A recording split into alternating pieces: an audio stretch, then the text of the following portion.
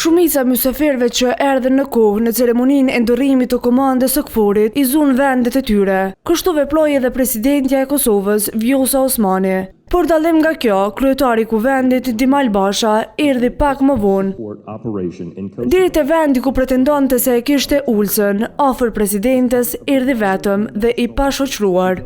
Nuk u mor nëse ishte si pasojë e të ftohtit që po mbretëronte, por edhe komunikimi mes tyre ishte i tillë.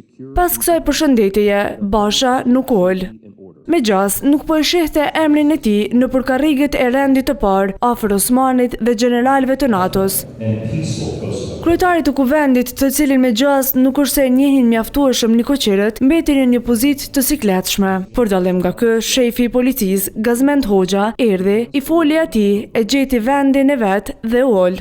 Situata e sikletit për Bashën, teksa po i preste i vetëm ku të ulej, nuk përfundoi shpejt. Kur edhe për të u gjetë ulsja dhe shumica u rehatuan brenda, nisi ceremonia e ndërrimit të komandës. Radha për siklet, këtu i erdhi Albin Kurtit.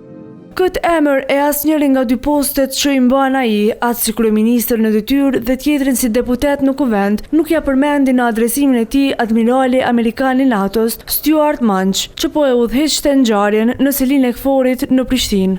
Atë dhe udhëheqësit e tjerë kosovar të pranishëm këto, pos presidentes dhe një paraardhëse të saj i quajti kujdesar. President Osmani, former President Yayaga,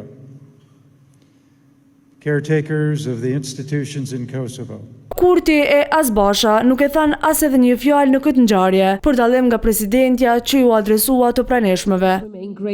Ajo po ashtu shpërndau edhe medalje shtetërore për komandantin në largim të KFOR-it, italianin Enrico Barduani.